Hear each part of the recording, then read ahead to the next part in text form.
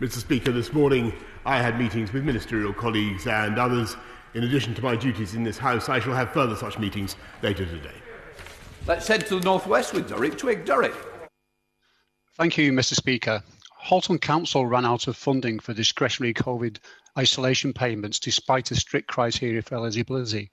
Just 171 constituents have been helped. The council have applied for further funding, but what the government have offered will not be enough.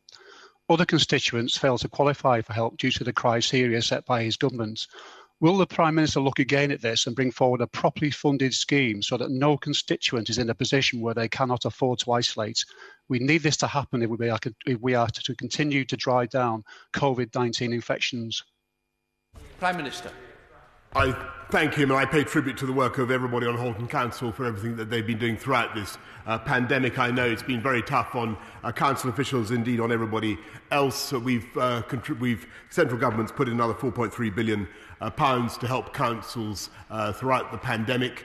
We will continue to support our local authorities, and he'll be hearing more from the Chancellor next week. Let's head across to Duncan Baker. Duncan. Thank you, Mr. Speaker. If the UK is to become the Saudi Arabia of wind power, then it is off my coast of North Norfolk that is surely the capital.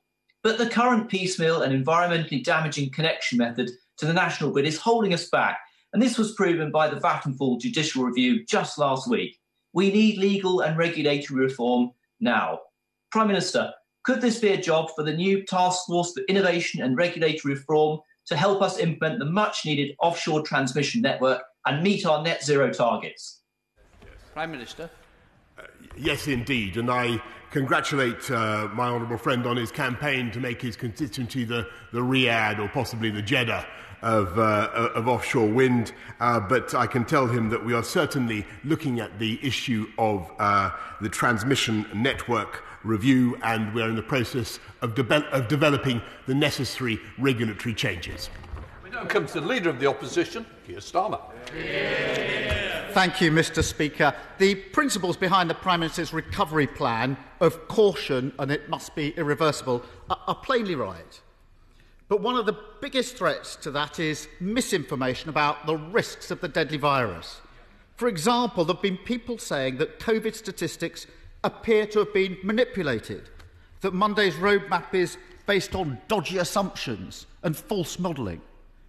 Does the Prime Minister agree that these kinds of comments are irresponsible and undermine our national recovery? Prime Minister.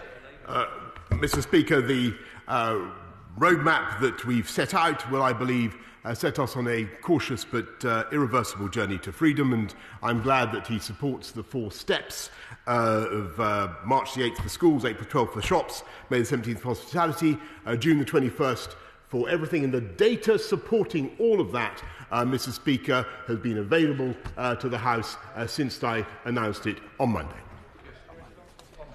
I think the Prime Minister dodged that question, no doubt because all those comments came from his own MPs, some of the 60 or so members of the COVID recovery group. Perhaps the Prime Minister should have a word with them. Another big threat to the recovery plan is that around 3 in 10 people who should be self-isolating aren't doing so. That's a huge gap in our defences, and the small changes on Monday won't fix it. That's why Labour has called for the £500 self-isolation payment to be made available to everybody who needs it. Will the Prime Minister just fix this? Mr. Speaker, he knows very well that those who are asked to self-isolate already have the £500 test and trace support payment, and I think he also knows, because he supported the roadmap on Monday, that he supports the fact the eligibility criteria are being extended to allow parents and guardians who are staying off work also to receive a payment, provided they meet the criteria. I think he's aware of that. Yes, Starmer. Mr. Speaker, 3 out of 10 people who should be self-isolating aren't doing so. That matters to millions of people, and it matters if we're going to get the virus under control. The chair of Test and Trace said that people are scared to come forward for a COVID test because they can't afford to isolate. That's the chair of Test and Trace, can't afford it. The government's biosecurity centre concluded that unmet financial need was why some lower income areas are seeing stubbornly high infection rates. So why, after all the billions the government has thrown around, is it still people in low-paid jobs who are at the bottom of this government's priorities? Prime Minister. Actually, Mr. Speaker, I think most people looking at what we've done throughout this pandemic, looking at the support, the £280 billion package of support, can see that it is the poorest and the neediest in society, those on the lowest income, who have been the top of the government's priorities. And that is quite right.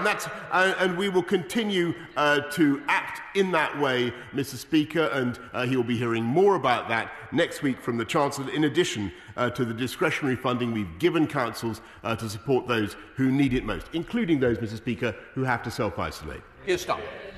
Mr. Speaker, here's the difference. If you need £500 to isolate, you're out of luck.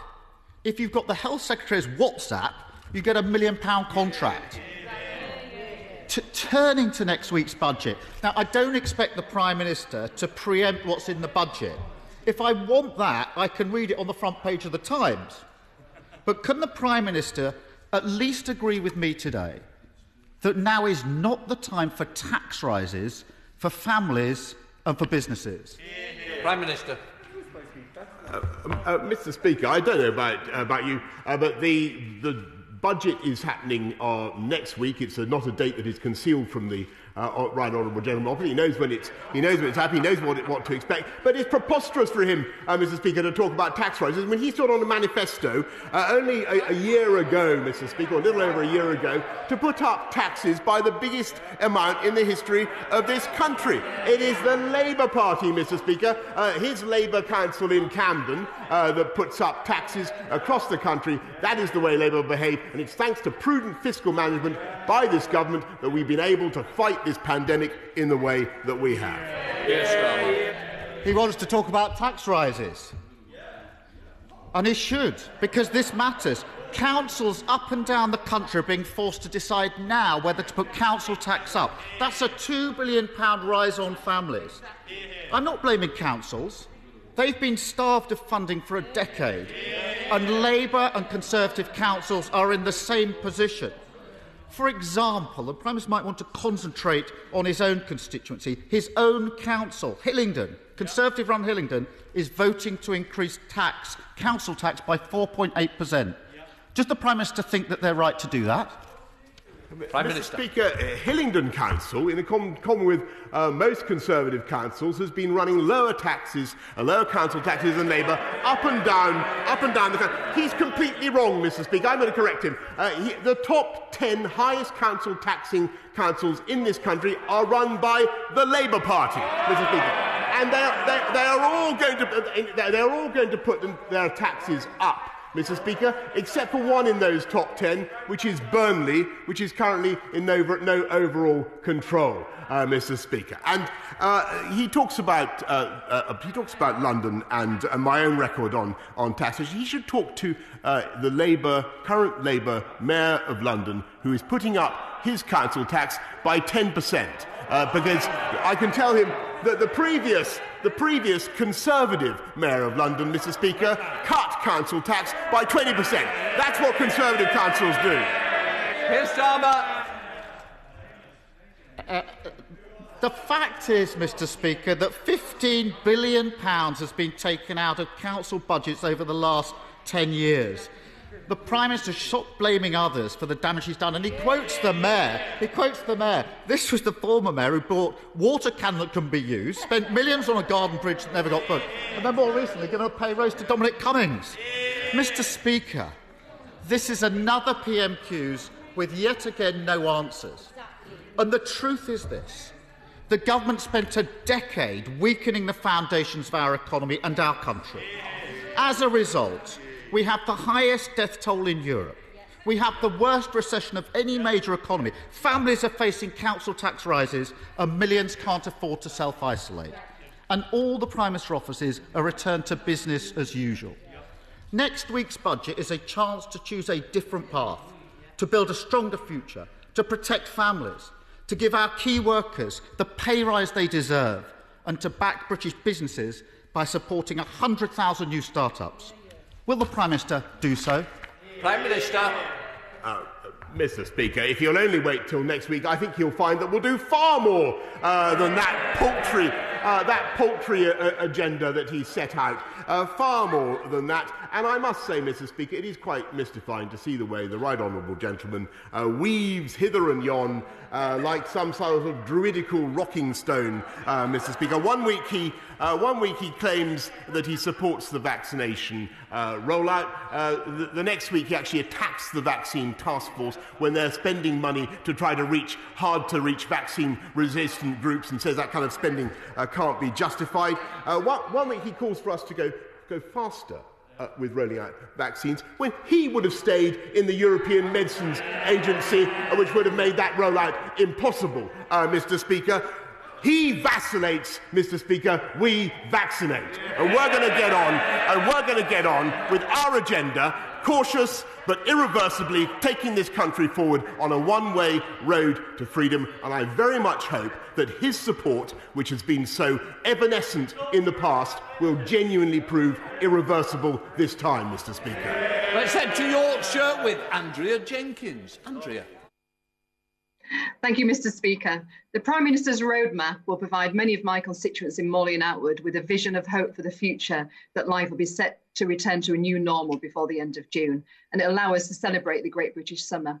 Can the Prime Minister inform the House of the preemptive actions that the government is taking to spot, prevent and limit the damage of any future health emergencies, so that local economies in constituencies like mine have a sense of certainty that this will be their last lockdown? Prime Minister.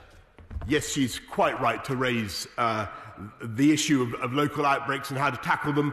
And particularly with the threat of new variants, which he rightly raises, and that's why we have a very tough border regime, but also a programme as we go forward for surge testing, door-to-door testing, to ensure that when there is a local outbreak, we keep it local and keep it under control, as we're trying to do at the moment, as she knows, with the South African variant. Let's head to Ross, Skye and Lochaber with the leader of the SNP, Ian Blackford. Ian. Thank you, Mr. Speaker. Next week's budget gives the opportunity to tackle the financial costs of this pandemic. The UK has suffered its worst recession in 300 years. We now need a government that understands the scale of this crisis. Yet, at the very moment that the recovery needs maximum investment to recover, the Tories are threatening austerity cuts that will leave lasting scars in all our communities. Families have already seen their incomes slashed under this government, and now the Tories want to impose a public sector pay freeze and cuts to universal credit. So will the Prime Minister rule out a return to Tory austerity cuts and commit to a major fiscal stimulus of at least 5% of GDP, or will he threaten the recovery and leave millions of people worse off? Prime Minister. I'm proud, Mr. Speaker, of the massive investments that the UK Treasury has made throughout the whole of the United Kingdom. £13 billion and more going to Scotland, huge sums going throughout the country. And I must say, I wish that the Scottish Nationalist Government would spend that money better. Because it's very sad to see some of the failures in education policy in Scotland, the failures in their criminal justice policy in fighting crime. And I think what the people of the whole UK would like to see, and I believe the people of Scotland, is less talk about a referendum, Mr. Speaker, which is his agenda, and more talk about the real issues facing our country. Go back to Ian Blackford. Ian Blackford.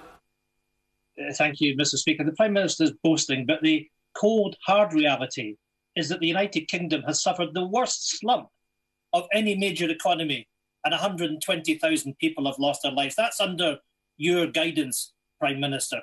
Coronavirus has exposed the deep inequalities under this broken Westminster system. After a decade of Tory cuts, millions of families are in poverty and UK unemployment is soaring. In contrast, in the United States, President Biden understands what is needed.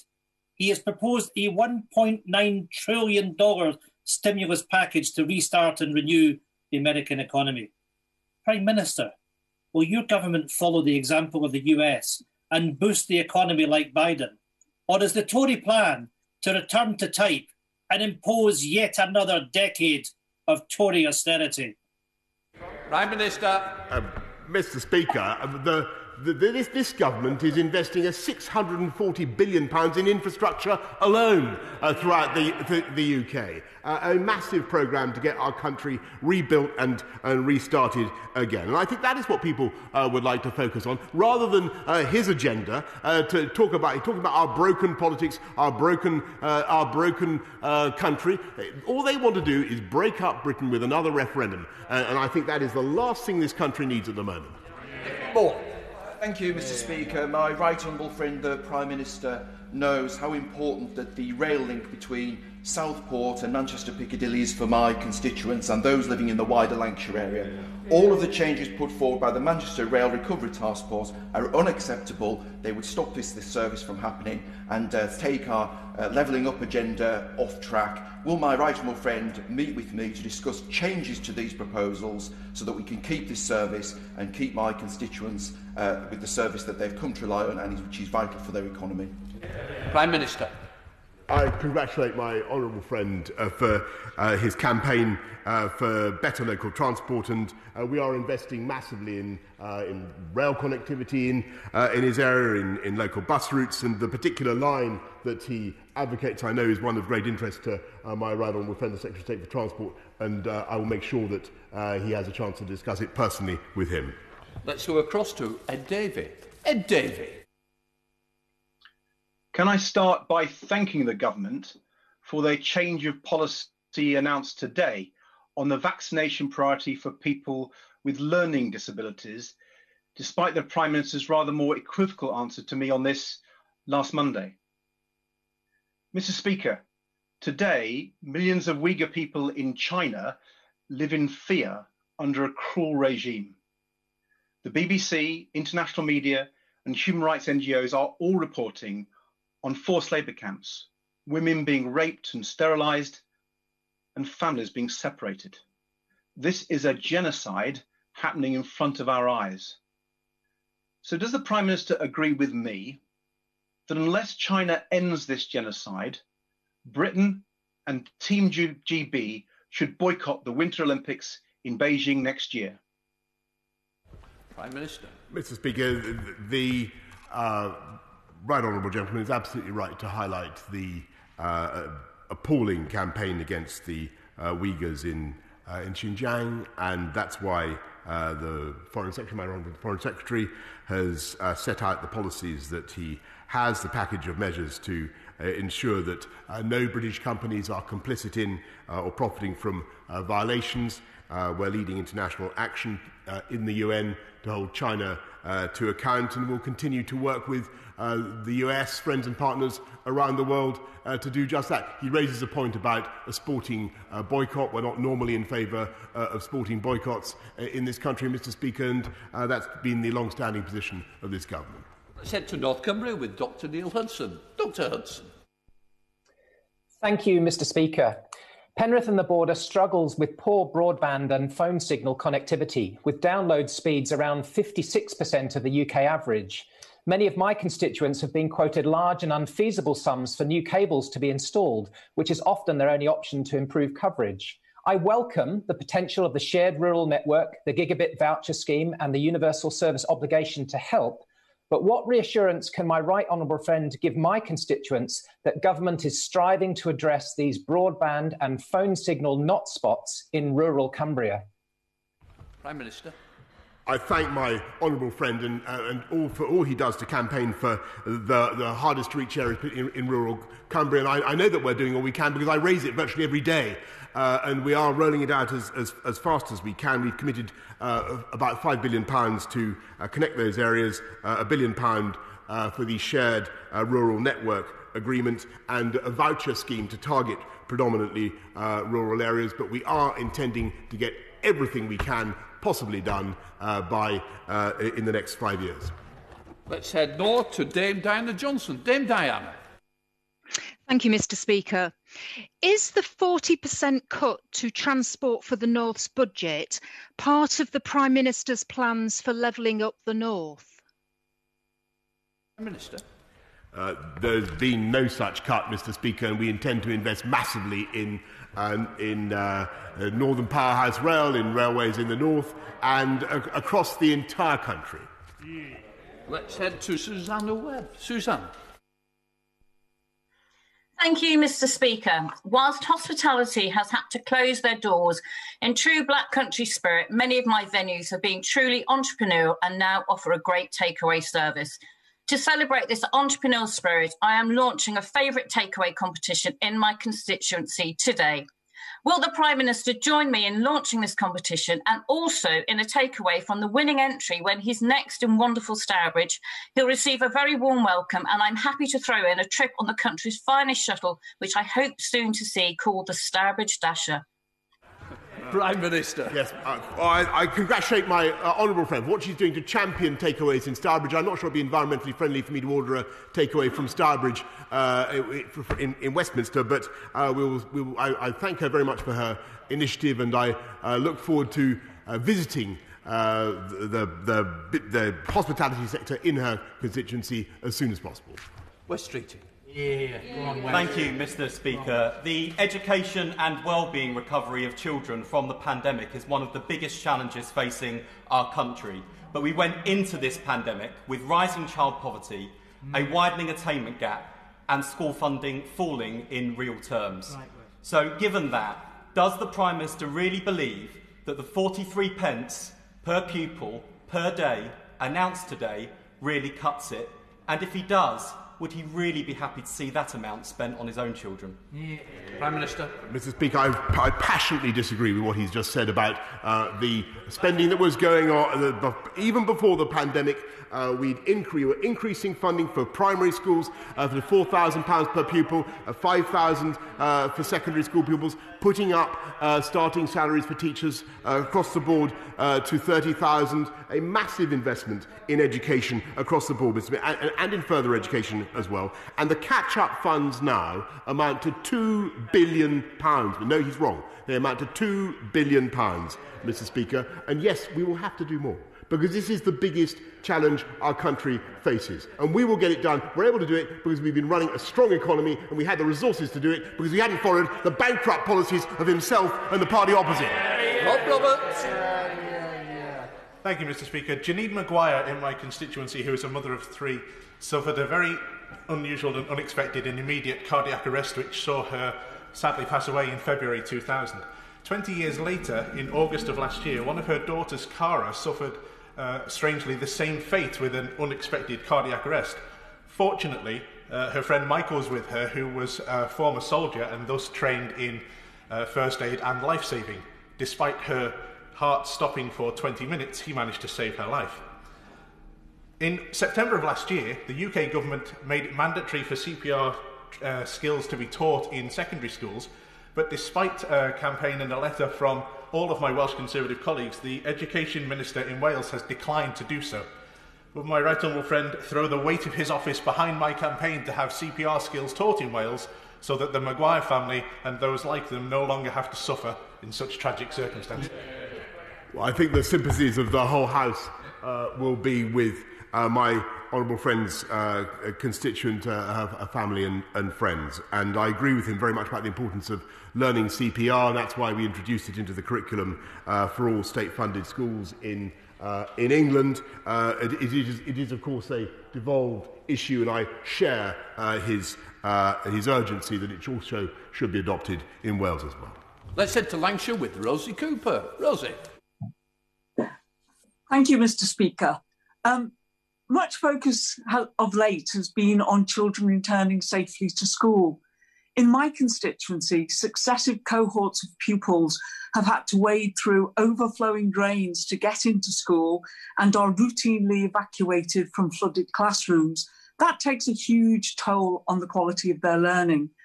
Will the Prime Minister work again with Lancashire County Council and the head teacher of Town Green Primary School to ensure that no child in West Lancashire loses a vital day of education, especially to flooding-related issues? Prime Minister. I thank her very much, I sympathise very much with her constituents and the pupils who have to put up with disruption caused by flooding. I know that the Environment Agency continues to work very actively with the county council to resolve the issues, and that the DEFRA minister has written to her about what more can be done. Let's head to Giles Watling. Giles. Thank you, Mr. Speaker. Now, my right honourable friend will know that pubs have been closing all over Britain for decades now, tearing the hearts out of communities. Now, this terrible pandemic has made things even worse, but part of the problem is undercutting by cheap supermarket booze. But now we're out of the EU, surely we can do as we please with beer duty. Differentiation in favour of on-sales could deliver great benefits to pubs in communities like Clacton, at nil cost to the taxpayer. Will my right honourable friend commit ministers to look at this differentiation proposal? Prime Minister. Mr. Speaker, he makes an extremely good point, which I'm sure will be heard with great interest around the country, and there is just such a review being carried out after consulting pub owners and brewers and others, and I know that the Chancellor is looking very closely at the findings. Let's head north to Alex Cunningham. Alex. Mr. Speaker, I was disappointed that the Prime Minister didn't accept my offer to meet with him when he recently visited my constituency's wonderful Fujifilm vaccine complex in Billingham to celebrate our local success story. I could have taken him to nearby Billingham Food Bank, where he would have learned that over a third of the children in my constituency live in poverty, and yet 2 in 5 of those same children are still not entitled to free school meals because the threshold is so low. Will the Prime Minister urgently address this scandal, take long-term action on universal credit and school meals, and help free our children from poverty? Prime Minister. Mr. Speaker, I certainly am proud of what universal credit is doing. It's odd to be attacked by a Labour member over universal credit when it's his party's policy to abolish that benefit. But the best thing we can do for families in Billingham is ensure that there are very good jobs. And it was wonderful to see what's happening in Teesside under the leadership of Mayor Ben Houchen, the investment that is going in by Fujifilm and others, which will create long-term jobs. And it's the belief of this side of the House, Mr. Speaker, that is the route out of poverty. It's fantastic education and top-quality jobs. And that's what this government aims to deliver. Sent to the southwest with Jack LaPresti. Jack. Thank you, Mr. Speaker. My right honourable friend will recall from his visit in 2019 that the Port of Bristol will make an excellent location for a Great Western Freeport. And the West of England Mayor Tim Bowles has submitted a bid which could create 50,000 jobs in the region. Will the Prime Minister back our bid and also agree with me that with house prices in the West of England sitting at 9 times average earnings, we need a home building revolution to provide much more affordable housing for our young people as we build back better? Prime Minister. My honourable friend is absolutely right in what he says about home building and about the need for housing across the country, because you sometimes hear that, oh, this is a problem just mainly in London and the South. It's not at all. It's everywhere in the country, as he rightly says. And I want to thank, by the way, Tim Bowles for what he's done, the Mayor for the West of England, or everything that he has done now as he stands down. And we intend to help build on his legacy with a massive home building programme and home ownership programme, Mr. Speaker, across the country. Let's head to Cumbernauld with Stuart C. MacDonald. Stuart C. Thank you, Mr. Speaker. Before the budget is finalised, could the Prime Minister ensure that his Chancellor reads the Trussell Trust's new report, Dignity or Destitution, the case for keeping the Universal Credit Lifeline? His government has been incredibly generous to pals with PPE contracts, so surely, instead of cutting employment-related benefits to the lowest real terms level in 30 years, he must now afford some basic dignity to 6 million people on universal credit and make the uplift permanent. Prime Minister. Mr. Speaker, we will continue to look after people throughout this pandemic and beyond, and the best thing we can do across the whole of the country is to bounce our economy back as fast as we can, get people into high-quality jobs. As I said to the previous member, that is the agenda of this government. Final question, Christian. Thank you, Mr. Speaker. I'd like to start by thanking my right honourable friend, the Education Secretary, for his announcement of a new high school for Redcliffe on the back of my campaign.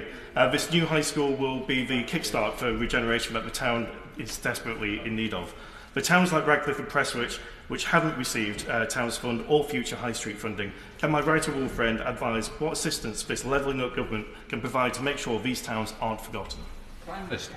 Well, first of all, Mr. Speaker, I congratulate my honourable friend for his successful campaign to get a new high school. It's absolutely vital. The best place for kids is in schools. I hope we'll hear from the Labour Party very shortly. We are investing in his area, Mr. Speaker, to the tune of £660 million and more through the Local Growth Fund, £54 million through the Getting Building Fund, and of course also in the transport network. And next week the whole House will be hearing even more about what we propose to do to steer a path cautiously but irreversibly, Mr. Speaker, out of this pandemic and allow this economy to recover and to build back better across the whole of the United Kingdom.